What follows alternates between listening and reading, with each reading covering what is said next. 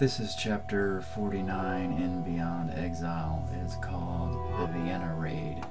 In chapter 48, we discovered that Frank, well, he was still in Cologne after meeting with Desi and was informed that Carlos the Jackal was in Milan. Well, we caught up to Carlos in Milan and read a little bit more of his manifesto.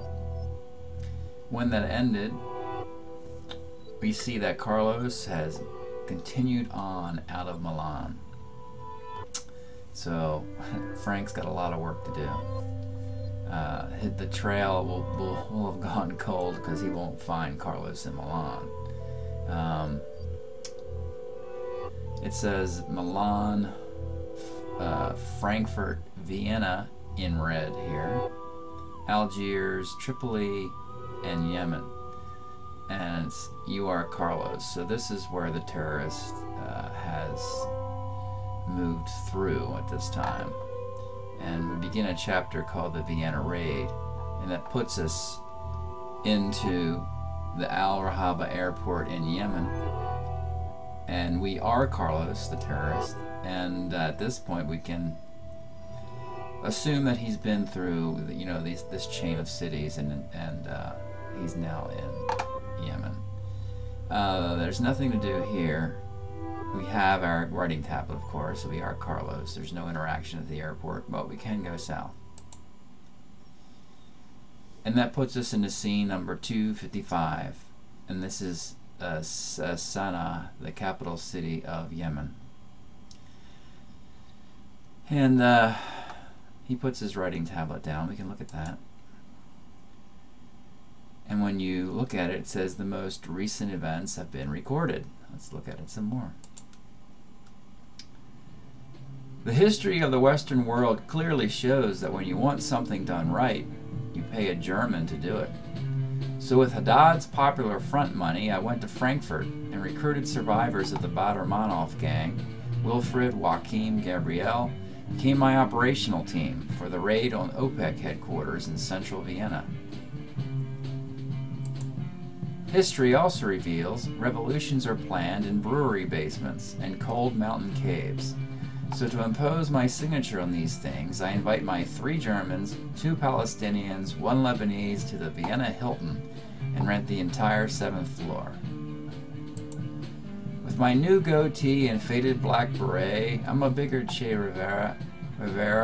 I dress my team in flashy outfits, loud colors, and bell-bottom pants, and as we dine in Vienna's best restaurants, analyzing contingencies over veal schnitzel and champagne, the bourgeoisie thinks we're a theatrical troupe, rehearsing a Greek tragedy or modern farce. Our tips are massive, so the management doesn't think at all. Our arguments over team security, bombs, and backup plans are heard as improvisations, and Saturday night we take a bow after dessert to a black tie round of applause. Sunday, I'm first into the OPEC building. Gabrielle kills a guard, I kill a fool, and formally announce myself to the OPEC ministers as the arm of the Arab Revolution, working with the Popular Front. I'm Carlos, you know me. I put them into 3 groups: liberals, criminals, neutrals. Haddad was specific. Only Sheikh Yamani of Saudi Arabia and Iran's Amuzega must die. Everybody else was negotiable. We wire the oil ministers to bombs and demand Austrian National Radio broadcast our communique every 2 hours, or we detonate the hostages taped to the skyscraper's windows. My first statement was in English. I wrote a longer one in French, explaining the grievances of the Palestinian people. I spoke formally with the ministers in Arabic. I joked in Russian, Spanish, German, and every other mother tongue in the room. This was the hypothesis of a lifetime of language lessons begun as a boy in Caracas. Could Che talk like this? Could Che even joke at all? While we negotiate for the DC-9, I put a loaded pistol on the table planting the seed of heroic action in the arrogant pants of these last men. But naturally, nobody moves. Next morning, I defy the snipers and pose by the bus, embracing the released OPEC employees. As the hostages board the plane, Otto Roche, the Austrian Interior Minister, formally approaches to shake my hand. Here's a man who appreciates art. During the flight to Algiers, I'm relaxed, drinking Perrier water, sucking on limes, walking the aisle, and signing autographs. Yes, the hostages understand the value of my signature. Muammar Gaddafi gives me $10 million for the raid, and $1 million a year for life. So I play a little charade for the news of the world. I fly from Algiers to Tripoli.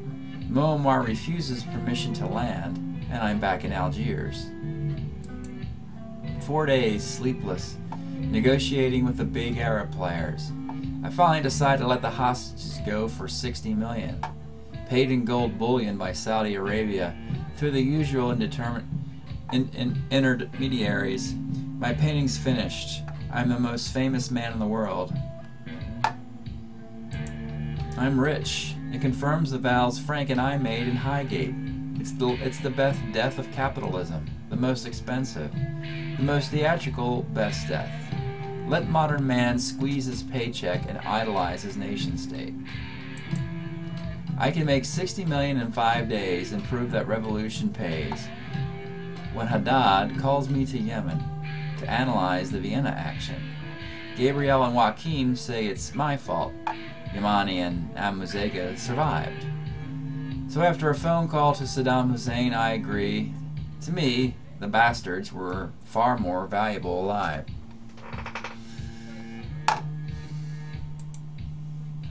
And he stopped writing in his tablet. So that explains his path from Milan to Frankfurt and the Vienna raid. It also explains why he's in Yemen now, to see Haddad, to discuss actions which left Sheikh Yamani and Amuzega alive. So if we go north, that's where the airport is. We can go west. Puts us into scene 256. The mountain of the prophet Shuaib.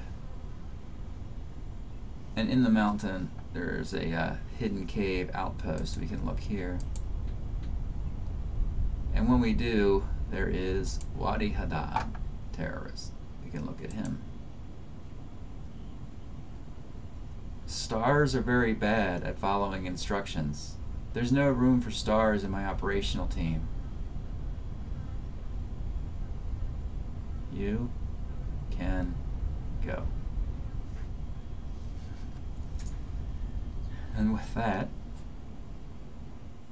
we're in scene 256 again, Mountain of the Prophet. And it would seem that Carlos just got dissed by Haddad in Yemen. And then we're shifted back. So what's the plan? And we're back to Ulrich's kitchenette. Back in Cologne. As Frank. So, well, we can go to the apartment, and then there's the feather bed and the kitchenette. The feather bed's not much fun without, Ulrich around. So Frank, this is an interesting situation because Frank thinks Carlos is in Milan, and we know that Carlos was in Milan, but traveled through to Yemen and was rejected by his employer, Wadi Haddad. So let's see. Let's have Frank begin his chase. We can leave Ulrich's apartment, and and that's where Frank is in the central train station. You look at Frank. And a new chapter begins, called Lucky in Milan. So we're gonna pause this right now. Frank is in the central train station, Köln Hofnball in Cologne, and a new chapter, Lucky in Milan, is going to begin. So we'll pause it right here. Thank you for following along in Beyond Exile.